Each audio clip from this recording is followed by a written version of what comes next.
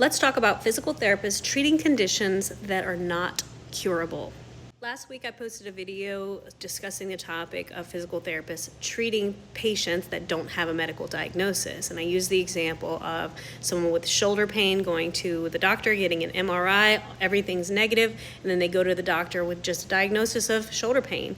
And the physical therapist identifies all the things about the shoulder that are not working well, gives them exercises, and after they apply it, they're back to normal and their shoulder pain is gone and they never needed a medical diagnosis. And I related this back to dizziness. I used the example of somebody being dizzy for like a year, not having any known explanation, and then the physical therapist identifying impairments, implementing all the right things that improves the patient's condition. But let's say that patient doesn't get all the way better with physical therapy. Now what? So in keeping with the same tradition as last week, I'm going to give you an example of a condition that everyone knows is not curable, but that requires a lot of physical therapy. And let's discuss what a physical therapist would do with that person. The diagnosis I'm talking about is a spinal cord injury. Let's say you're in a motor vehicle accident and you have a complete severing of your spine in the thoracic area, which is mid-back, and it causes you to be paralyzed from the waist down. You're going to need months and months and months of physical therapy. And let me tell you one thing about physical therapists. We like to walk people, but we are not going to try to make somebody who is a paraplegic walk.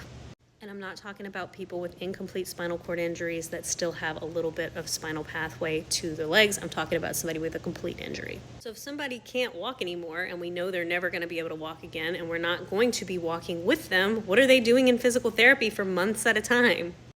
Lots of stuff. This person's life has changed from the ground up. They used to be able to bathe themselves and dress themselves and get into a car and drive away. They used to be able to use the bathroom. They used to be able to go to work. They used to be able to have sex. And now,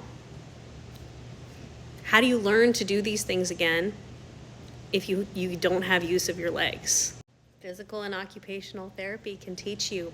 We order adaptive equipment. We teach this person how to protect and preserve their body from the waist down without sensation. We teach them how to go to the bathroom again using catheters and things like that.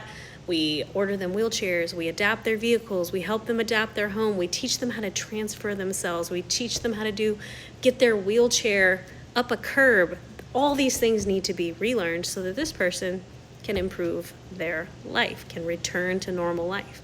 And physical therapy in this case is not curing the spinal cord injury in any way. We are adapting our treatments to make this person's life functional again, given the prognosis that they will never walk again. So relating this back to vestibular, since I am a vestibular therapist, there are many conditions in the vestibular realm that are curable, like BPPV. Obviously, we're going to be working on curing them if that's the case. There are also many conditions that are incurable, like Meniere's disease, vestibular migraine. In that case, we're going to teach you how to adapt to managing those conditions. And there are also conditions in vestibular rehab that we're not sure if you're going to be cured or not. And that's not to say that we don't know if it's curable. We absolutely know that. We don't know the extent of the damage or the cause of the problem. So, for example, if somebody has vestibular neuritis, that means a virus attacked the nerve of the inner ear on one side. Sometimes that attack is just a little poof, just a tiny little bit of damage that is temporary. The nerve can heal itself over 4 to 6 weeks. Sometimes the nerve damage is really intense and severe, and it takes the nerve 6 to 12 months to heal and get back to normal. And sometimes the damage is so extensive that the nerve damage is permanent. And after 12 months is the only time we will know that the nerve is still not functioning and has not healed after 12 months. So there are many conditions in the vestibular realm that we're really genuinely not sure if you're going to regain full function or not. And any good physical therapist, a vestibular physical therapist, will be upfront and honest with you if they're not sure. That doesn't mean they don't know what they're talking about. It just means that no one's sure. You can pray to God and hope for an answer, but we don't have it either.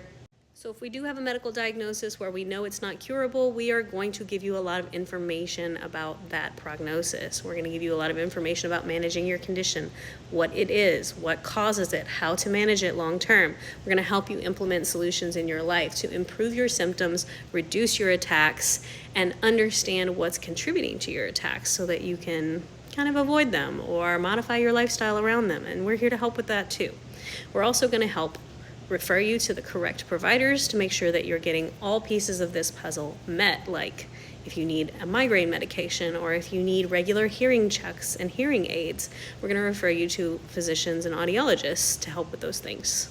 If a physical therapist discharges you and you feel like you are not fully cured, it could be that you are not curable. That doesn't mean that this is hopeless or that the physical therapist doesn't believe in you. It just means that in the time that you've had in therapy, this is as much improvement as you're going to see. That doesn't mean that time will not heal more. It doesn't mean that if you don't keep up the activities learned in therapy that you won't continue to make progress. It just means that physical therapy does not cure everything. Once we've gotten you to a status quo of independence with regulating your condition yourself, it's appropriate for us to step back and let you manage it on your own. That is our job, is to teach you how to independently live with this. And sometimes that means you're symptom-free at the time of discharge. Sometimes that means you still have some residual symptoms and you have some tools in your toolbox in how to manage it. If you're still with me at this point, please drop your favorite emoji in the comments blank. Anyway, if you have any questions, drop them in the comments. Hope that helps.